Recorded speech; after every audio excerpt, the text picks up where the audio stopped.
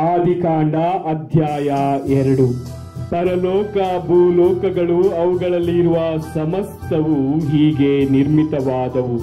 ದೇವರು ತಮ್ಮ ಸೃಷ್ಟಿ ಕಾರ್ಯವನ್ನು ಮುಗಿಸಿಬಿಟ್ಟು 7ನೆಯ ದಿನದಲ್ಲಿ ವಿಶ್ರಮಿಸಿಕೊಂಡರು. ಆ 7ನೆಯ ದಿನವು ಪರಿಶುದ್ಧವಾಗಿರಲಿ ಎಂದು ಆಶೀರ್ವದಿಸಿದರು.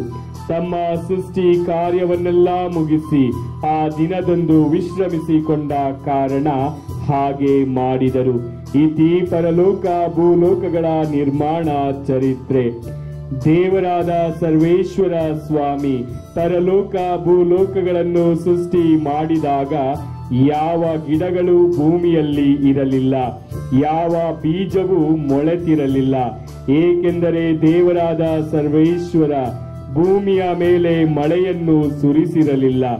ಭೂಮಿಯನ್ನು ವ್ಯವಸಾಯ ಮಾಡಲು ಮನುಷ್ಯನೂ ಇರಲಿಲ್ಲ. ಆದರೂ ಭೂಮಿಯಿಂದ ನೀರು ಉಕ್ಕಿ ಬಂದು ನೆಲಕ್ಕೆ ನೀರೆರೆಯುತ್ತಿತ್ತು. ಹೀಗಿರಲು ದೇವರಾದ ಸರ್ವೇಶ್ವರ ನೆಲದ ಮಣ್ಣಿನಿಂದ ಮನುಷ್ಯನನ್ನು ರೂಪಿಸಿ ಅವನ ಮೂಗಿನಲ್ಲಿ ಜೀವಶ್ವಾಸವನ್ನು ಊದಿದರು. ಆಗ ಮನುಷ್ಯನು ಜೀವಾತ್ಮನಾದನು. ಇದಲ್ಲದೆ ದೇವರಾದ ಸರ್ವೇಶ್ವರ ಪೂರ್ವ ದಿಕ್ಕಿನಲ್ಲಿರುವ ಏದೇನ್ ಪ್ರದೇಶದಲ್ಲಿ ಒಂದು ಉದ್ಯಾನವನವನ್ನು ಮಾಡಿ ತಾವು ರೂಪಿಸಿದ ಮನುಷ್ಯನನ್ನು ಅದರಲ್ಲಿ ಇರಿಸಿದರು. ನೋಟಕ್ಕೆ ರಮ್ಯವೂ ಊಟಕ್ಕೆ ರುಚಿಕರವೂ ಆದ ನಾನಾ ತರದ ಮರಗಳನ್ನು ದೇವರಾದ ಸರ್ವೇಶ್ವರ ಅಲ್ಲಿ ಬೆಳೆಯ ಮಾಡಿದರು. ಆ ವನದ ಮಧ್ಯದಲ್ಲಿ ಜೀವದಾಯಕ ವೃಕ್ಷವನ್ನು ಹಾಗೂ ಒಳಿತು ಕೆಡುಕುಗಳ ಅರಿವನ್ನು ಮೂಡಿಸುವ ವೃಕ್ಷವನ್ನು ಬೆಳೆಯಿಸಿದರು. ಏದೇನ್ ಪ್ರದೇಶದಲ್ಲಿ ಒಂದು ನದಿ ಹುಟ್ಟಿ ಆ ವನಕ್ಕೆ ನೀರೆರೆಯುತ್ತಿತ್ತು.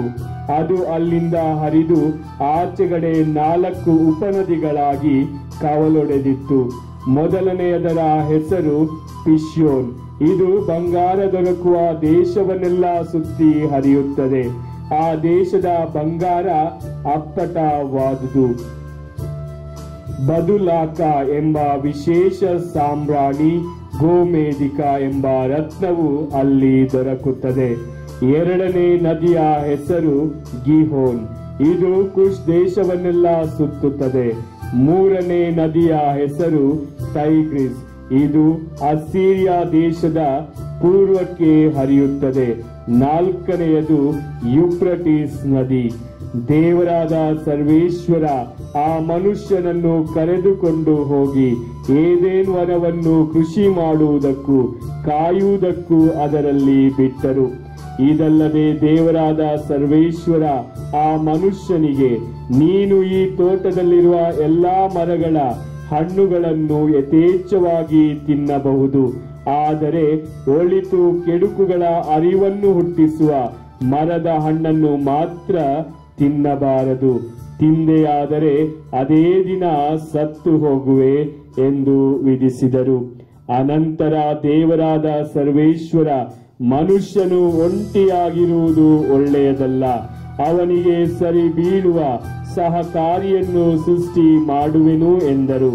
ಎಲ್ಲ ಭೂ ಜಂತುಗಳನ್ನು, ಆಕಾಶದ ಪಕ್ಷಿಗಳನ್ನು ಮಣ್ಣಿನಿಂದ ನಿರ್ಮಿಸಿದ ಅವರು, ಮನುಷ್ಯನು ಇವುಗಳಿಗೆ ಏನೇನು ಹೆಸರಿಡುವನೋ ನೋಡೋಣವೆಂದು ಅವನ ಬಳಿಗೆ ಅವುಗಳನ್ನು ಬರಮಾಡಿದರು. ಆ ಮನುಷ್ಯನು ಒಂದೊಂದು ಪ್ರಾಣಿಗೆ ಯಾವ ಯಾವ ಹೆಸರಿಟ್ಟನೋ ಅದೇ ಅವುಗಳಿಗೆ ಹೆಸರು ಆಯಿತು. ಹೀಗೆ ಮನುಷ್ಯನು ಎಲ್ಲಾ ಸಾಕು ಪ್ರಾಣಿಗಳಿಗೂ, ಆಕಾಶದ ಪಕ್ಷಿಗಳಿಗೂ, ಕಾಡು ಮೃಗಗಳಿಗೂ ಹೆಸರಿಟ್ಟನು. ಆದರೆ ಅವನಿಗೆ ಸರಿ ಬೀಳುವ ಜೊತೆಗಾರ್ತಿ ಅವುಗಳಲ್ಲಿ ಕಾಣಿಸಲಿಲ್ಲ. ಹೀಗಿರುವಲ್ಲಿ ದೇವರಾದ ಸರ್ವೇಶ್ವರ ಆ ಮನುಷ್ಯನಿಗೆ ಗಾಢ ನಿದ್ರೆಯನ್ನು ಬರಮಾಡಿದರು.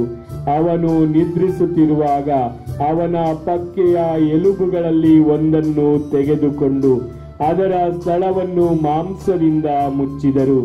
ಆ ಎಲುಬನ್ನು ಮಹಿಳೆಯನ್ನಾಗಿ ಮಾಡಿ ಆಕೆಯನ್ನು ಅವನ ಬಳಿಗೆ ಬರಮಾಡಿದರು.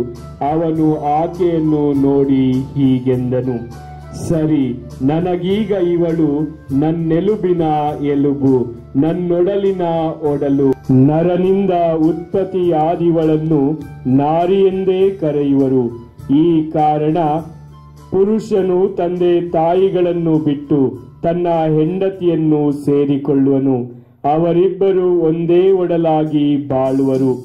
ಆ ಸ್ತ್ರೀ ಪುರುಷರಿಬ್ಬರು ಬೆತ್ತಲೆಯಾಗಿದ್ದರೂ ನಾಚಿಕೊಳ್ಳಲಿಲ್ಲ. ಪ್ರಭುವಿನ ವಾಕ್ಯ.